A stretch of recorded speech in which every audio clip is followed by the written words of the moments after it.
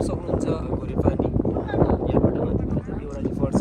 यो साल पनि यति राम्रो गुराँसको फुल फुलेको छ लाग्छ मेरो अनुभवमा है। म यो ठाउँमा आइरहेको छु, वर्षेनी जस्तो आउँछु म, त्यसैले मैले मेरो आफ्नै अनुभव बटुलेको चाहिँ प्रकृतिले पनि दिया हुन्छ कि गुराँस चाहिँ एक साल राम्रो फुल्ने, अर्को साल अलिकति कम फुल्ने, अर्को साल फेरि राम्रो फुल्ने, त्यस्तो लाग्छ मैले लिएको अनुभव। किनभने म यहाँकै स्थानीय बासिन्दा हुँ, हामी सानोदेखि दाउरा घाँस गरेको ठाउँ। एक वर्ष राम्रो फुल्यो भने अर्को वर्ष अलिक कम फुल्यो जस्तो, अनि अर्को वर्ष राम्रो फुल्ने, त्यस्तो अनुभव गरिरहेको छु। त्यही भएर बराबर साल आजभन्दा 2 वर्ष अगाडि एकदमै राम्रो फुलेको थियो भने अस्तिको साल चाहिँ अलिक कम फुलेको थियो, अहिले पनि एकदमै राम्रो फुलेको छ। तर यो सालमा फुल्ने बित्तिकै अलिकति मौसमी अहिलेको वातावरण के कस्तो भएको थियो जस्तो मैले अनुभव गरेको छ। अलिकति छिटो पानी परिदियो, फाप्रे पनि पर्यो, हिउँ पनि पर्यो। फाप्रे भन्ने कतिजनालाई थाहा नहुनसक्छ। फाप्रे भनेको चाहिँ त्यो असिना पनि होइन, हिउँ पनि होइन। असिना भन्दा अलिक सानो दाना हुन्छ फाप्रेको, हिउँ जस्तो फुरो भयो भने त्यसलाई हामी फाप्रे भन्छौँ। त्यो फाप्रेले पनि अति असर गर्छ यो फुलहरूलाई।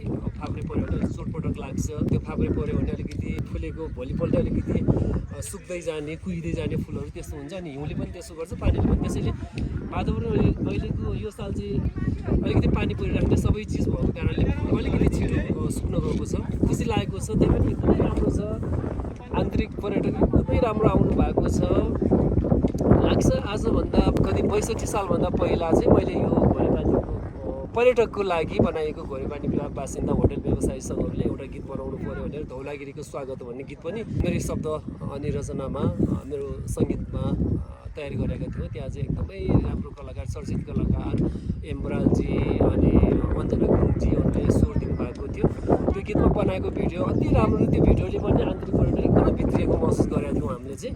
त्यो चाहिँ अहिले त्यति बेलाको जमाना त्यो क्यामेराको अलिकति गुण क्वालिटी अलिक कम भएको कारणले अहिले ठिकै देखिन सक्छ, तर सिनको हिसाबले धेरै राम्रो देखिएछ। त्यो पनि हेर्न सक्नुहुन्छ, घोरेपानीको स्वागत गीत भन्ने हजुरहरूले युट्युबमा छँदैछ।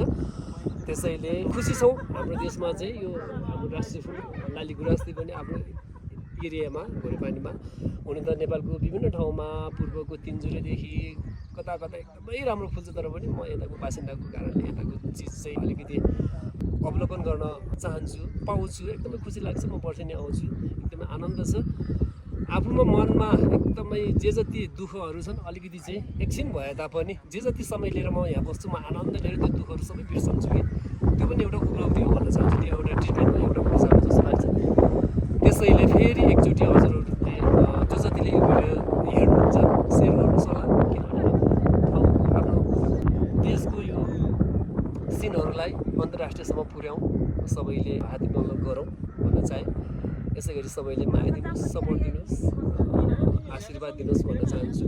अन्त्यमा सबैलाई फेरि म एकदमै मनैदेखि धन्यवाद दिँदै सधैँभरि माया दिनुहोस् भन्दै म